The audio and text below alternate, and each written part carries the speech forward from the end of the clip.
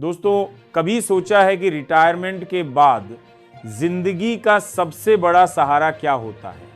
नौकरी के दिनों की मेहनत, रात दिन का संघर्ष और फिर उम्मीद कि बुढ़ापे में हमें चैन से जीने को मिलेगा। लेकिन सच यही है कि इस चैन के पीछे सबसे बड़ी ताकत है पेंशन, और पेंशन से जुड़ी खबरें, फैसले, बदलाव कभी खुशी तो कभी चिंता लेकर आते हैं। आज की बातचीत में हम उसी सफर पर निकलेंगे जहां हर पेंशन भोगी की धड़कन तेज कर देने वाली 7 बड़ी बातें छुपी हैं। यह बातें सिर्फ सूचना नहीं, बल्कि उन लाखों परिवारों की जिंदगी से जुड़ी हैं जिनके घर का बजट इन्हीं पर टिका है।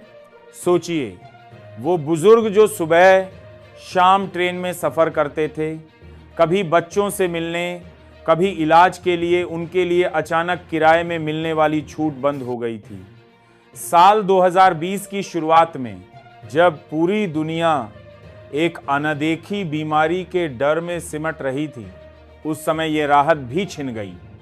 अब संसद के भीतर फिर से इस मुद्दे पर बहस शुरू हो चुकी है।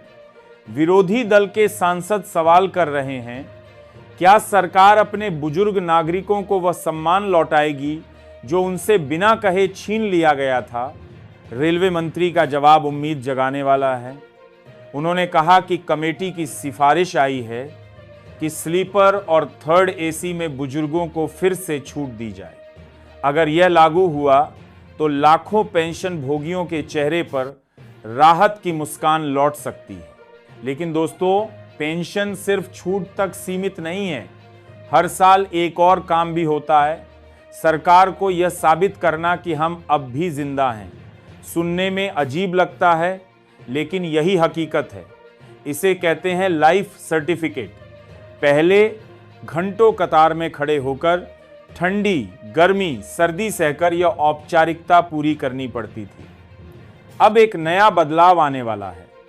इस साल नवंबर में पूरे देश के 2000 शहरों में एक डिजिटल कैंपेन चलेगा ताकि पेंशन भोगियों को इन मुश्किल कतारों से मुक्ति मिले।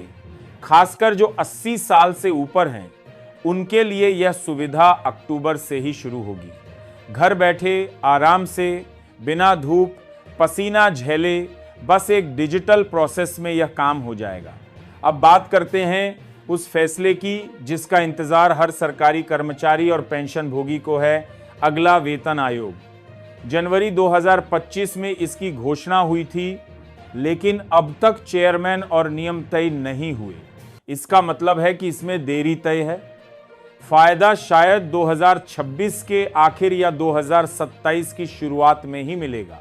लेकिन अच्छी बात यह है कि जो भी बदलाव होगा वह जनवरी 2026 से लागू माना जाएगा और उसका एरियर भी मिलेगा। सरकारी मीडिया में 30 से 50% पेंशन बढ़ोतरी की बातें हो रही हैं, लेकिन जमीनी अनुमान यही कहता है कि 15 से 20% का लाभ अधिक यथार्थवादी है। उधर महंगाई भत्ते का मसला भी गर्म है।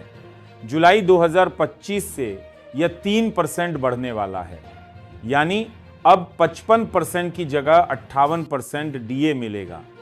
इसका मतलब है कि पेंशन और सैलरी में एक ठोस बढ़ोतरी होगी, जिसका असर लाखों घरों के बजट पर पड़ेगा।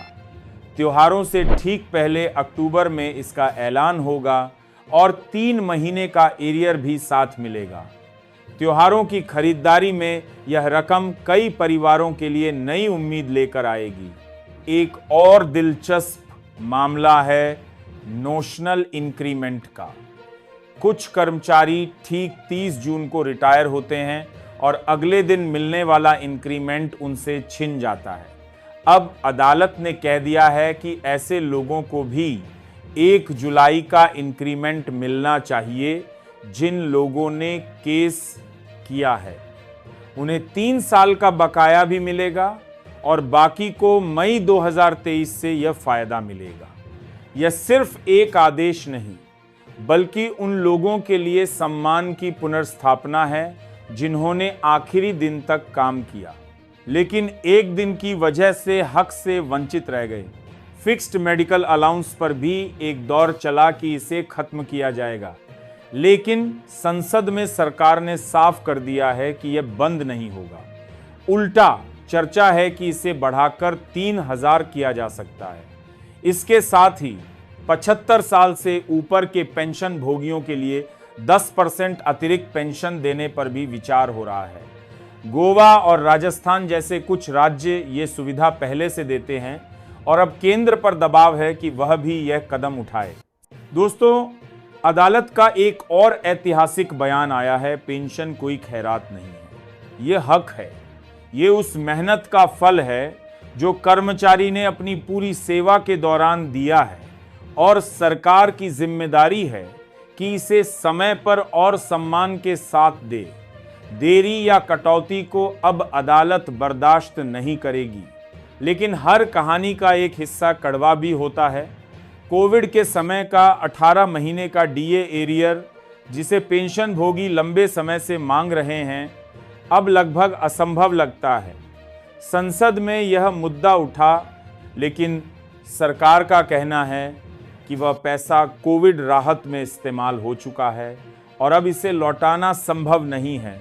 सोशल मीडिया पर भले ही देर रात यह खबर उड़ती रहती है कि यह मिलने वाला है, लेकिन हकीकत में ऐसा होता दिख नहीं रहा। ईपीएस 95 पेंशन भोगियों की कहानी भी लंबी है। वे अपनी पेंशन 500 करने और महंगाई भत्ता जोड़ने की मांग कर रहे हैं।